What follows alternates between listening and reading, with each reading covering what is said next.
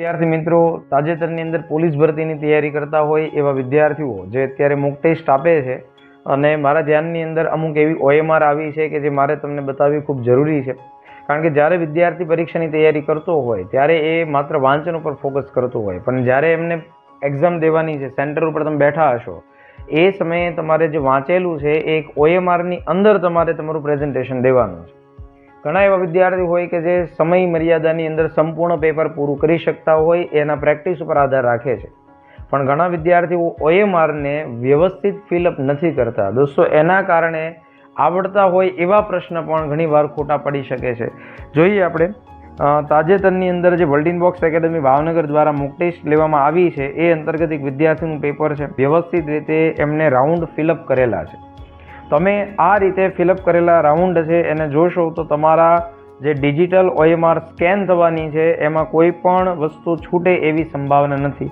હવે ઘણા એવા વિદ્યાર્થી હોય કે આવી રીતે સારામાં સારી OMR ફિલઅપ કરતા હોય. અમુક વિદ્યાર્થી જે ભૂલ કરતા હોય, તમે જોઈ શકો કે એક વિદ્યાર્થી છે કે જેમને પ્રશ્ન ખોટો પડ્યો એટલે એ પ્રશ્નને ઇરેઝ કરી ત્યાં એમણે એરર જે આવી હશે એને તોડી એ ભાગ છોડી નાખી અને પછી કોઈ OMR છે એને ફિલઅપ કરેલું છે. આ પ્રકારની ભૂલ આપણે ક્યારે પણ કરવી નહીં દોસ્તો. એ ભૂલ તમારા માર્ક્સની અંદર એટલે એ કાઉન્ટ જ નથી થવાનો, એ માર્ક્સ તમારો ગણાવવાનો જ નથી. ડિજિટલ જે તમારું સ્કેનર છે જેમાં તમારી OMR સ્કેન થવાની છે એને કોઈ વસ્તુથી ફરક નથી પડતો કે વિદ્યાર્થી ખૂબ સારી મહેનત કરેલી છે, એને તમારા પ્રેઝન્ટેશનથી જ ફરક પડે છે. એટલે મોક ટેસ્ટ આપો છો એનાથી આ ફાયદો થાય છે કે તમે 180 મિનિટમાં 200 પ્રશ્નોને કઈ રીતે ટેકલ કરો છો. એક અન્ય વિદ્યાર્થી છે એની OMR હું તમને બતાવું તો એ વ્યક્તિના જે OMR છે એમાં લગભગ એક પણ OMR છે એટલે એક પણ MCQ એમણે ફિલઅપ બરોબર નથી કરેલા. એટલી ઉતાવળની અંદર એમણે OMR ફિલઅપ કરેલા છે કે વચ્ચે કોઈક જગ્યાએ છૂટી જાય છે. પછી જો આ વસ્તુ સ્કેન થાય તો બહુ સારી વાત છે. અધરવાઇઝ અમુક વસ્તુ એવી હોય કે જે સ્કેન ન થઈ શકે તો તમારું માર્ક્સ આવવા છતાં, એટલે કે સાચું તમે જો કદાચ ફિલઅપ કર્યું હોય તો પણ તમારો માર્ક્સ ના આવી શકે.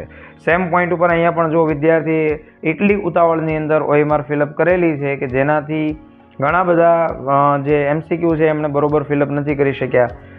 એ જ રીતે આ OMRમાં પણ વિદ્યાર્થી છે એમણે બરોબર ફિલઅપ નથી કરેલા. બરાબર, આ ઉદાહરણ સ્વરૂપે છે અને ઘણા એવા વિદ્યાર્થીઓની OMR છે કે જે ખૂબ સારી રીતે એમણે ફિલઅપ કરેલી છે. પછી એક વિદ્યાર્થી છે એમનું OMR મારી સામે આવે છે કે એમણે ફિલઅપ તો બરોબર કરેલું છે, એમાં તો કોઈ ઇસ્યુ નથી, પણ એક જ OMRમાં 2 પેનનો ઉપયોગ કરેલો છે. હવે ગવર્મેન્ટ એવું કહે છે કે તમે 2 પેનની અંદર પેપર આપી શકો છો, ભૂરી પેન અથવા બ્લેક પેનથી તમે OMR ફિલઅપ કરી શકો, પણ બને ત્યાં સુધી તમારે કોઈ એક પેનનો ઉપયોગ કરવાનો.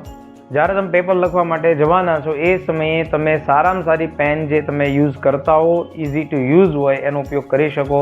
દોસ્તો, 200 પ્રશ્ન 180 મિનિટની અંદર લખવા એ એક ટાસ્ક છે આપણી માટે અને એ પ્રેક્ટિસથી જ થાય. અત્યારે મોક ટેસ્ટ આપણે લઈએ છીએ એનો ઉદ્દેશ એ જ છે કે વ્યક્તિને આવી ભૂલ છે એ ફાઇનલ એક્ઝામમાં ન આવે. માત્ર 1 માર્કથી કે 0.50થી છે ને દોસ્તો વ્યક્તિની કારકિર્દી અટકી જતી હોય છે. આપણે એટલી સારી મહેનત કરેલી છે એના OMRમાં પણ આપણે ખૂબ ધ્યાન આપીએ. મળીએ આવા નવા કોઈ માહિતીના લેક્ચર સાથે. Thank you very much.